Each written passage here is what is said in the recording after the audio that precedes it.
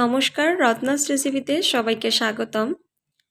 বাসায় যদি মাছ মাংস কিছুই না থাকে তাহলে এভাবে ডিম দিয়ে বিরিয়ানি তৈরি করতে পারেন। ডিমের এই বিরিয়ানি খেতে অসম্ভব মজার আর তৈরি করা খুবই সহজ। তাহলে চলুন দেখে নেওয়া যাক রেসিপিটি। সামান্য লবণ দিয়ে আমি আলু এবং ডিমগুলো ভালো করে মাখিয়ে নিব।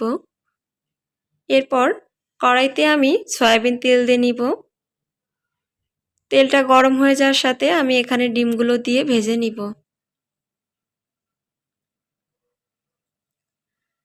ডিমগুলো বেশি ভাজতে হবে না, এমন হালকা ভেজে নিয়ে তারপর তুলে নিব। কড়াইতে আমি আরও কিছুটা তেল দিয়ে নিব। এই তেলের মধ্যে আমি কেটে রাখা আলুগুলো দিয়ে দিব। আলুগুলোকে বেশি ভাজার দরকার নেই, হাই হিটে 2 থেকে 3 মিনিট ভেজে নিলেই হবে। এমন হালকা ব্রাউন কালার হয়ে আসলে আলুগুলোকে তুলে নিতে হবে।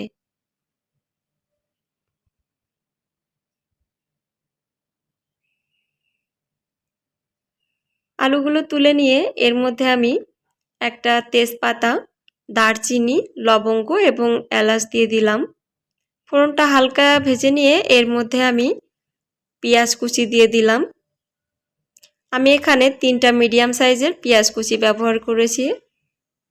এবার দিয়ে দিব হাফ কাপ পেঁয়াজ বাটা, আদা রসুন বাটা উঁচু করে 1 চা চামচ, জিরে বাটা 1 চা চামচ এবং শুকনো লঙ্কা গুঁড়ো 1 চা চামচ, স্বাদ মতো লবণ আর 1 চা চামচ পরিমাণ বিরিয়ানি মশলা। এই মশলাগুলোকে এখন ভালো করে একটু কষিয়ে নিব। মশলা থেকে সমস্ত কাঁচা গন্ধ চলে গেলে এর মধ্যে দিয়ে দিব ভেজে রাখা আলু। মশলার সাথে আলুটাকেও আবার একটু কষিয়ে নিতে হবে। মশলা কষানো হয়ে গেছে, এ পর্যায়ে দিয়ে দিব ভেজে রাখা ডিমগুলো। ডিমগুলো দিয়ে মশলার সাথে আবারও একটু মিশিয়ে নিতে হবে। এর মধ্যে দিয়ে দিব নারকেলের দুধ। নারকেলের দুধটা দিয়ে ভালো করে একটু মিশিয়ে নিব।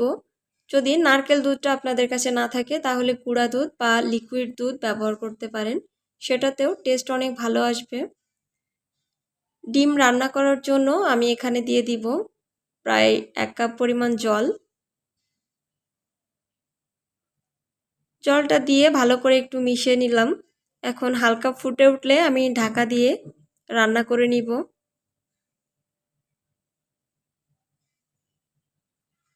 আমি এভাবে 5 থেকে 6 মিনিট ডিম রান্না করে নিয়েছি।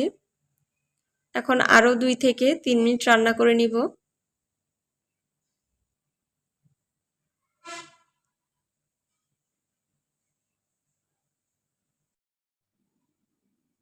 ডিম রান্না করা হয়ে গেছে, ডিম থেকে তেলটাও ছেড়ে দিয়েছে।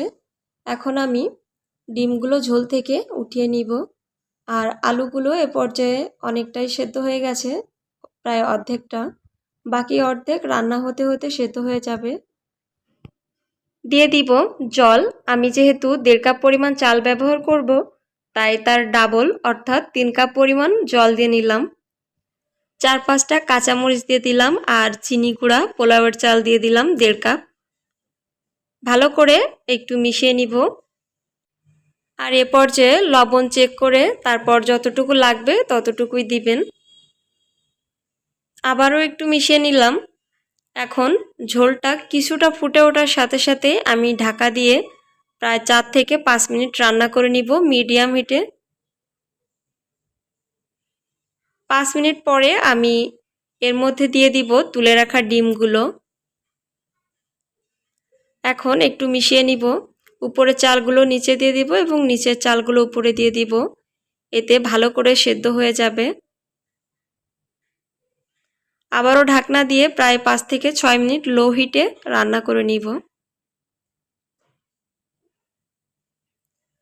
5-6 মিনিট পরে আবারও একটু উল্টে পাল্টে দিতে হবে।